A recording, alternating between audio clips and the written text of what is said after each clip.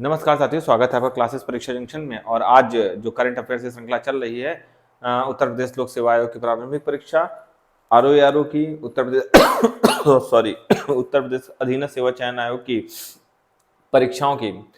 तो उसमें current affairs का आज 7वां लेक्चर है, जिसमें आयोग और समितियां आपका जो टॉपिक का नाम है आयोग और समितियां हैं। इसमें हम लोग पढ़ेंगे कौन कौन सा आयोग बना, कौन कौन सी समितियां बनी, कौन कौन उसके अध्यक्ष रहे। ये सब आता है एग्जाम में, कभी कभार पूछ लेता है एक आदि प्रश्न। देखिए, जब 40 प्रश्न आपके प्रारंभिक परीक्षा में आ रहे हो तो एक एक प्रश्न बहुत इंपॉर्टेंट होता है और आपके कट ऑफ लगभग 90 के आसपास, 85 से 90 के आसपास रहती है। मतलब मान के चलिए कि आपको कट ऑफ क्लियर करने का 50% वेटेज आपका करंट अफेयर देता है। तो आप एक भी प्रश्न पर दांव नहीं खेल सकते। लोग कहते हैं कि ये इंपॉर्टेंट नहीं है, ये चैप्टर इंपॉर्टेंट। मैं कहता हूँ पढ़ लीजिए, पढ़ लीजिए। जो चैप्टर इंपॉर्टेंट है या नहीं है आपको एग्जाम के बाद पता लगता है। इनको पढ़ लेंगे तो हो सकता है कि आपको एक दो प्रश्न का फायदा मिल जाए। बहुत ज्यादा इंपॉर्टेंट नहीं, लेकिन हो सकता है प्रश्न आ जाए यहाँ से, इसलिए पढ़ाना जरूरी है। ठीक, चलिए बात करते हैं। अभी इससे पहले आपका जो है विविध पोर्शन हो चुका है, आपका सम्मेलन समारोह हो चुका है, विधि न्याय हो चुका है चैप्टर। सम्मेलन समारोह में 3 चैप्टर थे। तो इस प्रकार से हमारी जो यूट्यूब श्रृंखला चल रही करंट अफेयर्स की, आज उसमें जो है आयोग और समितियों पर जो है लेक्चर है। चलिए इसमें पढ़ते हैं। गांबिया में कफ सिरप पीने से बच्चों की मौत हो गई। लगभग जानते कितने बच्चे मरे थे? 60 बच्चे मर गए। 60 से 66, हमको एग्जैक्टली याद नहीं आ रहा, वो इंपॉर्टेंट भी नहीं है। 60 या 66 बच्चे एक्सपायर हो गए, मर गए। कफ सिरप बनाती थी ये कंपनी, एक हरियाणा कंपनी है अपने भारत की, ठीक है ना। और उसने माल अपना एक्सपोर्ट किया, कफ सिरप अपने एक्सपोर्ट किया गांबिया देश में। और वहां जब बच्चों ने पिया उसको तो 60 से 66 बच्चे कुछ ऐसे हैं जो जिनको जो मतलब क्या भगवान की देन रही, मतलब ये नहीं होना चाहिए था। एक आपदा स्वरूप उनके परिवार पर टूटा होगा ये कफ सिरप। तो भारत की कंपनी थी, इसलिए जांच कमेटी भी कहाँ की रहेगी? भारत की रहेगी। जांच में विशेषज्ञ समिति बैठी, उसके अध्यक्ष कौन रहे? वाई के गुप्ता रहे, ठीक है ना।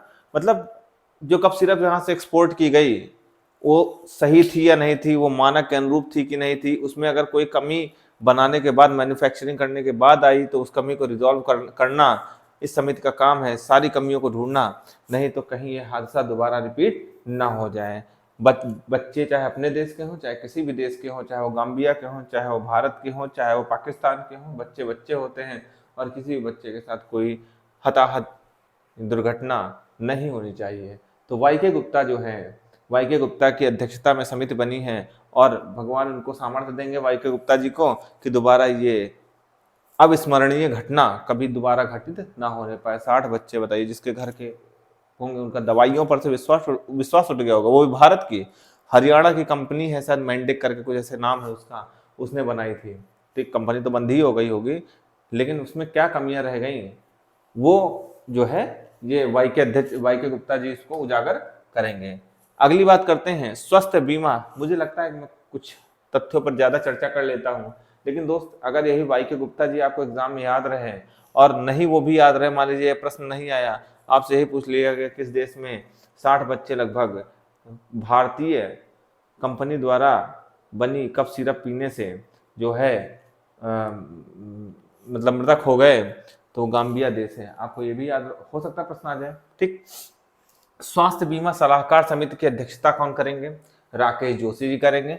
बहुत इंपॉर्टेंट नहीं, इसको स्किप कर सकते हैं, ठीक है ना। स्वास्थ्य बीमा सलाहकार समिति की अध्यक्षता राकेश जोशी करेंगे, कोई बहुत ज्यादा ये इंपॉर्टेंट क्वेश्चन बनता है। उच्च शिक्षण संस्थानों के मूल्यांकन और मान्यता प्राप्त प्रक्रिया को सशक्त बनाने हेतु समिति के एक समिति बनी है। बनी समिति की अध्यक्षता कौन करेगा? बनी समिति की अध्यक्षता कौन करेगा? इसके बारे में समझ लीजिए। उच्च शिक्षण संस्थान, जैसे मान लीजिए कि एक अपने यहाँ होता है AICTE अप्रूव्ड। AICTE, जब कोई विश्वविद्यालय खुलता है तो उसको किससे अप्रूवल लेना पड़ता है? AICTE से अप्रूवल लेना पड़ता है, ठीक है। विभिन्न विभिन्न विद्यालय है, विभिन्न विभिन्न स्तर के विद्यालय हैं, उनको हर एक बनी संस्था से अप्रूवल लेना पड़ता है, ठीक है। अभी हाल फिलहाल में देखा जा रहा था कि बहुत सारे ऐसे शिक्षा संस्थान खुल गए थे, बहुत सारे शिक्षा संस्थान खुल गए हैं जहां से जो मतलब बच्चे निकल रहे हैं पढ़ के, उनकी गुणवत्ता बिल्कुल बेकार है, खराब है। तो उसी के लिए एक कमेटी बनी है जिसकी अध्यक्षता के राधाकृष्णन करेंगे। कौन करेगा? के राधाकृष्णन। अब वो कोई भी उच्च शिक्षण संस्थान खुलेगा तो उसको मान्यता मिलेगी अथवा नहीं मिलेगी? उसको मान्यता मिलेगी नहीं, उसका मूल्यांकन कौन करेंगे? जाके इनकी अध्यक्षता में, के राधाकृष्णन की अध्यक्षता में जो समिति बनेगी वो करेगी। ठीक है, के राधाकृष्णन। अच्छा, ये क्यों इंपॉर्टेंट हो जाता है उत्तर प्रदेश के लिहाज से? क्योंकि ये के राधाकृष्णन जो है आईआईटी कानपुर से रिलेटेड है। कहां से? के आईआईटी कानपुर से रिलेटेड हैं। तो इस लिहाज से उत्तर प्रदेश की पेपर्स में, एक उत्तर प्रदेश के जो परीक्षाएं हैं उसमें एक क्वेश्चन इंपॉर्टेंट हो जाता है। के राधाकृष्णन का यार नाम याद रखिएगा। अब आप कोई भी शिक्षण संस्थान देखेंगे, आप किसी भी स्कूल में बैठे होंगे, आप एक बात सोच लीजिएगा कि ये स्कूल जिस संस्थान से जुड़ा होगा उसको मान्यता प्रदान करने के लिए भी कोई ना कोई कमेटी कार्य करती है, और हो सकता है उस कमेटी के अध्यक्ष कौन है? के राधाकृष्णन हो। याद करने के लिए, ऐसा कुछ भी नहीं। अगली बात करते हैं, स्वामित्व योजना पर सम्मेलन कहाँ हुआ? बस 4-5 प्रश्न हैं, इससे बहुत ज्यादा प्रश्न नहीं आते हैं आयोग एवं समितियों से, लेकिन फिर भी याद करना जरूरी है। स्वामित्व योजना पर सम्मेलन कहाँ हुआ? स्वामित्व योजना, इसके बारे में जान लीजिए थोड़ा सा। स्वामित्व योजना क्या है? जो लोग गांव से रिलेटेड होंगे बहुत बढ़िया से हमारी बात को समझ जाएंगे। देखे होंगे गांव में खेत है, खेत है और बगल में पड़ोसी खेत है। अब तुम नौकरी कर रहे हो दिल्ली में, तुम नौकरी दिल्ली में कर रहे हो, बगल वाला देखे घर वाला घर नहीं, हमें किसी का डर नहीं, तुम्हारा खेत थोड़ा सा क्या कर देते, अपने मिला लिया है। ठीक है, अपने में मिला लिया, कब्जा कर लिया उसमें। ठीक, अब तुम लगे दिल्ली से लौट के आए, तुमने देखा, तुम दिल्ली से छुट्टी मनाने के लिए, तुम देख रहे हो कि पड़ोसी ने तुम्हारा कब्जा कर लिया। अब तुम इसे पहले तो मुंहतोड़ी करोगे, पहले तो लड़ाई झगड़ा होगा, फिर उसके बाद एसडीएम स्तर पर, तहसील स्तर का कार्य होगा तो एसडीएम के पास जाओगे, एसडीएम को तहरीरनामा दोगे कि भैया देखो ये हमारे जो है खेत कब्जिया लिए हैं। फिर क्या होगा उसमें? फिर तो एसडीएम लिखेंगे फलाने संबंधित थाने को। ठीक है, वो थाना कचहरी कोर्ट चलता रहेगा। ठीक, ये दिक्कतें आती हैं बहुत ज्यादा। ग्रामीण स्तर पर देखते हैं कि न्यायालयों में जो अवर न्यायालय होते हैं, एसडीएम स्तर के न्यायालय होते हैं, वहां पे चकबंदी न्यायालय होते हैं, वहां पे सिविल न्यायालय होते हैं। इतने तमाम केस पड़े रहते हैं जमीन के कभी जिंदगी में, एक पीढ़ी से दूसरी पीढ़ी, दूसरी पीढ़ी से तीसरी पीढ़ी, तीसरी पीढ़ी से चौथी पीढ़ी, पीढ़ी दर पीढ़ी केस किससे चलते रहते हैं। ठीक है, तो मोदी जी ने देखा कि यार ये बड़ी समस्या है, तो उन्होंने क्या किया, एक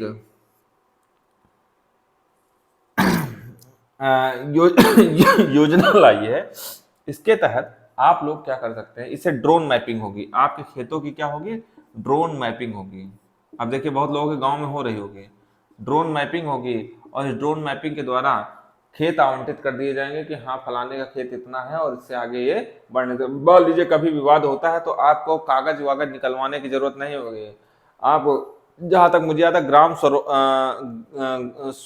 स्वग्राम करके एक पोर्टल आता है, पोर्टल में जो है आप अपना जो है वही खाता जो है ना उसको डाउनलोड कर सकते हैं। जो भी आपका कागज आपकी जमीन से संबंधित अभिलेख होंगे उसको डाउनलोड कर सकते हैं। ठीक, ये बहुत ज्यादा प्रॉब्लम थी। अभी कुछ दिन पहले सभी सम्मानित जिलाधिकारी महोदयों द्वारा जो है लोगों को इसके कार्ड बांटे गए हैं, इसको ऑनलाइन कर दिया गया है। डिजिटल भारत का एक बहुत बड़ा प्रमाण स्वामित्व योजना भी है।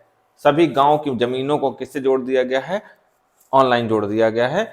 आप कहीं भी बैठकर अपनी जमीन को देख सकते हैं। ठीक, भूलेख बहुत लोग देखते भी होंगे। तो स्वामित्व योजना पर जो सम्मेलन हुआ है वो कहाँ पे हुआ है, मध्य प्रदेश भोपाल में हुआ। बहुत इंपॉर्टेंट प्रश्न बनता है, स्वामित्व योजना पर अध्यक्षता नहीं पूछा जाएगा, स्वामित्व योजना पर जो सम्मेलन हुआ है वो कहाँ पे हुआ है, मध्य प्रदेश के भोपाल में हुआ है। तो आयोग समितियां बहुत छोटा चैप्टर है, इसके लिए इतना ही आपके लिए काफी है। देखिए मैं जितना पढ़ा रहा हूँ आपके लिए, आप इतना समझ लें कि इससे ज्यादा मोर देन सफिशिएंट है। हर एक लेक्चर में मैं आपको बार बार यही बताता हूँ कि इससे ज्यादा पढ़ना नुकसानदायक हो सकता है। बहुत ज्यादा पढ़ने की कोई आवश्यकता नहीं है। ठीक, कम पढ़ के सिलेक्शन लिया जा सकता है। बहुत ज्यादा पढ़ना है तो आप मेंस के लिए तैयारी करिए। प्रीलिम्स बहुत शॉर्ट में होता है, प्रीलिम्स बहुत छोटा एग्जाम होता है तैयारी के पर्पज से। मेंस के लिए आप तैयारी करिए, वहाँ आंसर राइटिंग करनी पड़ती है, वहाँ बहुत तमाम सारे कार्य करने पड़ते हैं। तो आज के लिए आयोग समितियों में इतना ही। लेक्चर 7 आपका समाप्त हो गया और इसके बाद फिर कोई ना कोई लेक्चर आपका कोई ना कोई चैप्टर स्टार्ट होगा। ठीक है, धन्यवाद।